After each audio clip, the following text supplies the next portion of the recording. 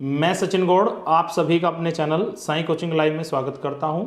बच्चों, आज हम पढ़ने वाले हैं पर्यावरण अध्ययन के बारे में और आज का जो टॉपिक है पर्यावरण से संबंधित खोज के ऊपर है। इससे रिलेटेड क्वेश्चन कल वाले मॉक टेस्ट के अंदर भी था और बहुत सारी परीक्षाओं में पारिस्थितिकी तंत्र और पर्यावरण से रिलेटेड जो रिसर्च हैं उनके क्वेश्चन बार बार परीक्षाओं में पूछे जा रहे हैं।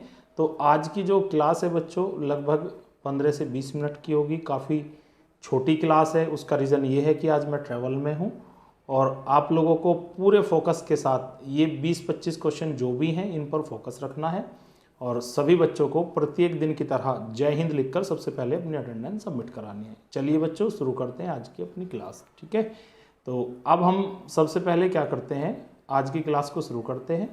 और यहाँ देखिएगा बच्चों, डिस्प्ले पर क्वेश्चन आपके आ चुके हैं। पहला क्वेश्चन देखिएगा सभी बच्चे, पारिस्थितिकी विज्ञान का जनक किसको माना जाता है। तो ये क्वेश्चन जब कभी भी आपसे परीक्षाओं में पूछा जाएगा तब आप सभी को आंसर देना है ओडम। ओडम को पारिस्थितिकी विज्ञान का जनक माना जाता है।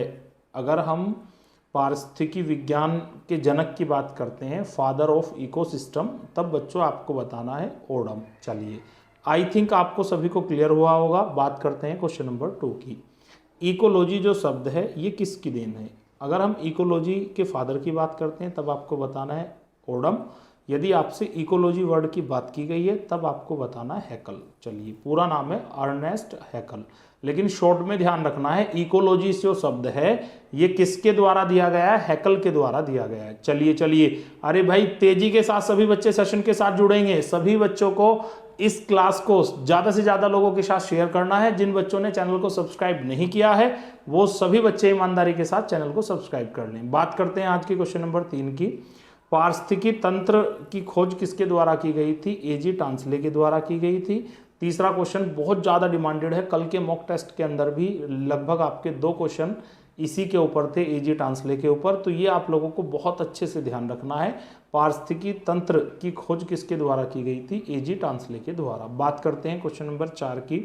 गहन पारिस्थितिकी यानी कि डीप इकोलॉजी, ये भी कल आपसे मॉक टेस्ट के अंदर पूछा गया था और ये सीटेट यूपीटेट दोनों ही परीक्षाओं में क्वेश्चन नंबर 3 और 4 बार बार पूछे जा रहे हैं। तो सभी बच्चे ध्यान के साथ इन क्वेश्चंस को पढ़ेंगे। चलिए, गहन पारिस्थितिकी यानी कि डीप इकोलॉजी की रिसर्च किसके द्वारा की गई थी, अर्नीज नेस के द्वारा। शॉर्ट में भी ध्यान रख सकते हैं, नेस के द्वारा। मैं दोबारा से रिपीट कर देता हूं, डीप इकोलॉजी की खोज किसके द्वारा की गई थी बच्चों, तब आपको बताना है अर्नीज नेस के द्वारा की गई थी। बात करते हैं आज के क्वेश्चन नंबर 5 की।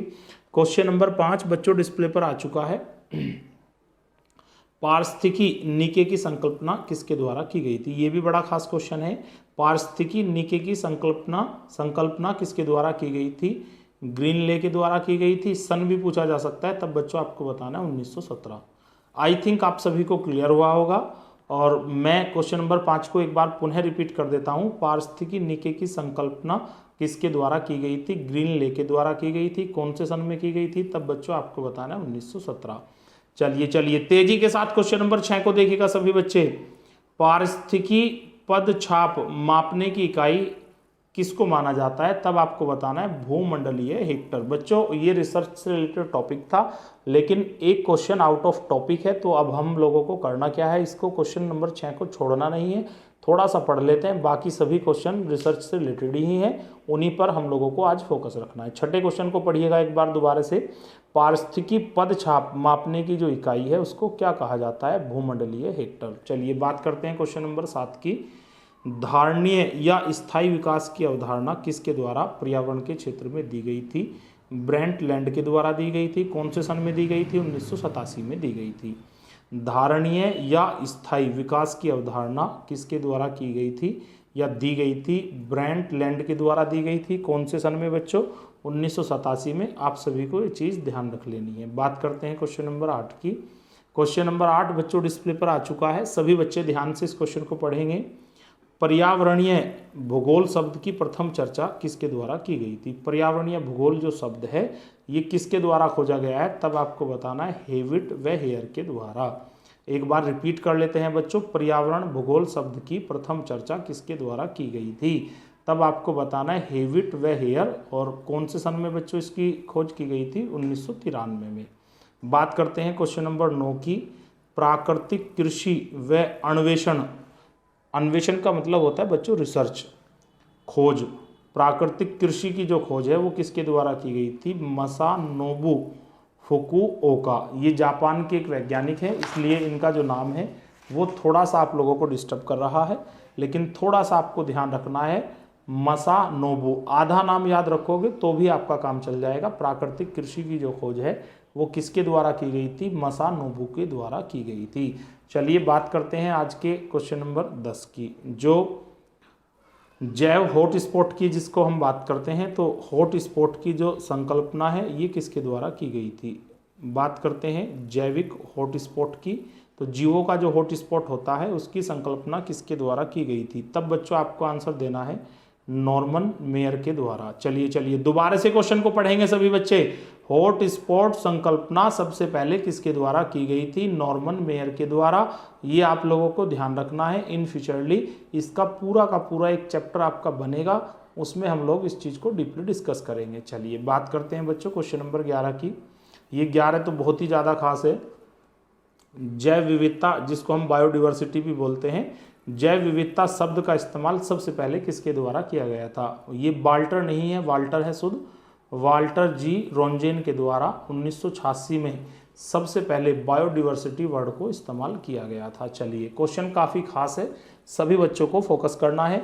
जैव विविधता शब्द का प्रयोग सबसे पहले किसके द्वारा किया गया था? वाल्टर जी रोंजेन के द्वारा। सन यदि आपसे पूछा जाता है तब बच्चों आपको बताना है 1986। चलिए क्वेश्चन नंबर 12 की हम बात करते हैं। 12 यहाँ पर बच्चों दिया गया है, ओजोन परत की खोज किसके द्वारा की गई थी? अरे ये भी बड़ा खास क्वेश्चन है। ओजोन परत की खोज सर्वप्रथम किसके द्वारा की गई थी? ऐसे बच्चे जिन्होंने चैनल को सब्सक्राइब नहीं किया है, सभी बच्चों को ईमानदारी के साथ चैनल को सब्सक्राइब कर लेना है। प्रतिदिन रात्रि 9 बजे लाइव आना है। आज की जो क्लास है थोड़ी सी सब्जेक्टिव है, समय का अभाव है, लेकिन कल से आपको प्रॉपर 25 क्वेश्चन की एक मॉक टेस्ट वाली जो क्लास है वो डेली प्रोवाइड की जाएगी। आज आप लोगों को इसी से काम चलाना है। और ये 19 क्वेश्चन मैं दावे के साथ कहता हूं, ये लगभग हर परीक्षा में पूछे जाते हैं जहां पर इन्वायरमेंट साइंस आता है। चलिए, ओजोन परत की खोज किसके द्वारा की गई थी? चार्ल्स फाबी और हेनरी व्यूसन के द्वारा की गई थी। चलिए ध्यान से पढ़िएगा। ओजोन परत की खोज सबसे पहले किसके द्वारा की गई थी? चार्ल्स फाबी व हेनरी व्यूसन के द्वारा की गई थी। बात करते हैं क्वेश्चन नंबर 13 की। ग्रीन हाउस की संकल्पना सबसे पहले किसने की थी? खोज भी आ सकता है, संकल्पना भी आ सकता है, दोनों का एक ही आंसर आपका होगा। ग्रीन हाउस गैस जो पृथ्वी का तापमान बढ़ाती हो, उसका जो रिसर्च है सबसे पहले किसके द्वारा किया गया था? जोसेफ फोरियर के द्वारा किया गया था। ठीक है, ये बहुत खास क्वेश्चन है, सभी बच्चों को ध्यान रख लेना है। इन फ्यूचर आपको ये फेस होने वाला है कहीं ना कहीं। ठीक है, ग्रीन हाउस गैस की संकल्पना यानी कि खोज किसके द्वारा की गई थी? तब आपको बताना है जोसेफ फोरियर। चलिए बात करते हैं बच्चों क्वेश्चन नंबर 14 की। 14 देखिएगा, बायोस्फीयर रिजर्व, जीवों के लिए जो आरक्षित क्षेत्र होता है, जैव आरक्षित क्षेत्र, उसी को हम इंग्लिश में क्या बोलते हैं? बायोस्फीयर रिजर्व बोलते हैं। इसकी खोज किसके द्वारा की गई थी? एडवर्ड स्वेस के द्वारा की गई थी। क्वेश्चन नंबर 14 को एक बार दोबारा से पढ़िएगा। बायोस्फीयर रिजर्व, बायोस्फीयर रिजर्व जो वर्ड है और उसकी जो खोज है वो दोनों ही किसके द्वारा की गई थी बच्चों? एडवर्ड स्वेस के द्वारा की गई थी। जैव विविधता की यदि हम बात करते हैं तो जैव विविधता वर्ड्स और जैव विविधता की खोज दोनों ही कार्य किसके द्वारा बच्चों किए गए थे? वाल्टर जी रोसेन नहीं है, रोंजेन है। यहाँ भी थोड़ा सा करेक्शन कर लेना है। ठीक है, बात करते हैं क्वेश्चन नंबर 16 की। बायोडिवर्सिटी जो वर्ड्स है इसकी खोज किसके द्वारा की गई थी? बायोडिवर्सिटी जो शब्द है इसकी खोज किसके द्वारा की गई थी? रेमंड एफ डॉसमैन के द्वारा की गई थी। चलिए, काफ़ी खास क्वेश्चन है, ये कंफ्यूज नहीं होना है वाल्टर जी रोंजेन के अंदर और रेमंड एफ डॉसमैन के अनुसार। चलिए बात करते हैं क्वेश्चन नंबर 17 की। क्वेश्चन नंबर 17 बच्चों डिस्प्ले पर आ चुका है। पारिस्थितिकी पिरामिड की संकल्पना किसके द्वारा सबसे पहले की गई थी?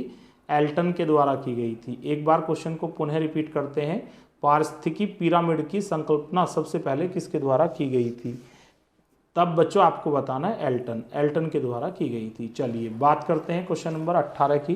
क्वेश्चन नंबर 18 बच्चों डिस्प्ले पर आ चुका है और 18 को हम लोग थोड़ा सा ध्यान से पढ़ लेते हैं। चलिए क्वेश्चन नंबर 18 देखिएगा।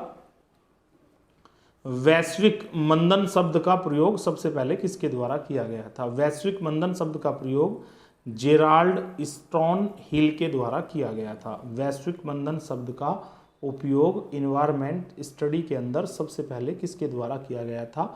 जेराल्ड स्टोन हिल के द्वारा किया गया था। बात करते हैं बच्चों क्वेश्चन नंबर 19 की। ये भी काफ़ी खास होने वाला है। भारतीय पारिस्थितिकी के जनक किसको माना जाता है?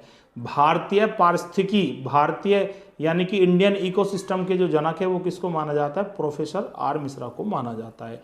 आई होप दैट आप सभी बच्चों को ये क्वेश्चन क्लियर हुए होंगे। ऐसे बच्चे जो इसका स्क्रीनशॉट लेना चाहते हैं आप आराम से इसका स्क्रीनशॉट ले सकते हैं, और ये चीज़ें आपको इन फ्यूचरली जो मॉक टेस्ट मेरे द्वारा लिए जाएंगे, कल का जो मॉक टेस्ट है काफ़ी खास होने वाला है, तो सभी बच्चे कल अवश्य 9 बजे लाइव आएंगे। और सभी स्टूडेंट्स को करना क्या है, हमारी जो वीडियो है इस वीडियो को सभी बच्चों को लाइक कर देना है, और जो भी आपके मन में डाउट्स हों या आप इस वीडियो के बारे में क्या सोचते हो, क्या समझते हो, उसको भी आपको कमेंट्स कर देना है। और अपने फ्रेंड सर्कल के अंदर हमारे चैनल की जो यूज़फुल वीडियो हैं उनको आपको शेयर करना है, चैनल को सब्सक्राइब कर लेना है। और मैं सभी बच्चों से एक हम्बल रिक्वेस्ट करता हूं कि सभी बच्चों को डेली रात्रि 9 बजे लाइव अवश्य आना है। Thank you so much watching our video.